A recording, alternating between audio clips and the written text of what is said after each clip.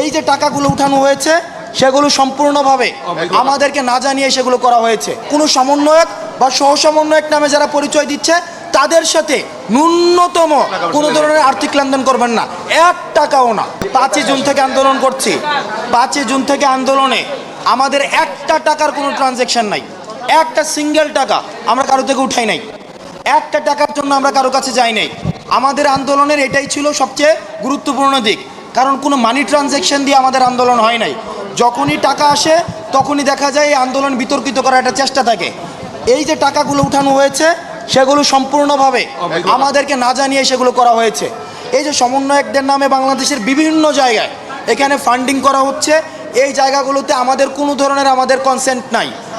বাংলাদেশের যে প্রান্তে আপনারা কেউ সমন্বয়ক এবং সহসমন্বয়ক পরিচয়ে কারোর সাথে আপনারা আর্থিক লেনদেন করবেন না, কারোর সাথেই না। কারণ আমরা সেন্ট্রালি কেউ টাকা পয়সা লেনদেনের সাথে আমরা উৎসাহ দিচ্ছি না, আমাদের প্রয়োজন পড়ছে না। বরং আমরা যে কাজটি করছি, আমরা সরকারকে অ্যানাবেল করছি। যেখানে টাকার প্রয়োজন হবে সেখানে সরকার দিতে বাধ্য থাকবে। আর যদি কেউ টাকা স্বপ্রণোদিত হয়ে দিতে চান সেক্ষেত্রে আপনার স্বাস্থ্য মন্ত্রণালয়ে যোগাযোগ করুন। আপনার যদি পরিবারের কেউ আহত হয়ে থাকে আপনারা নিজে গিয়ে আহতদেরকে নিজ হাতে দিবেন। কেউ কোনো সমন্বয়ক বা সহসমন্বয়ক নামে যারা পরিচয় দিচ্ছে তাদের সাথে ন্যূনতম কোনো ধরনের আর্থিক লেনদেন করবেন না, 1 টাকাও না।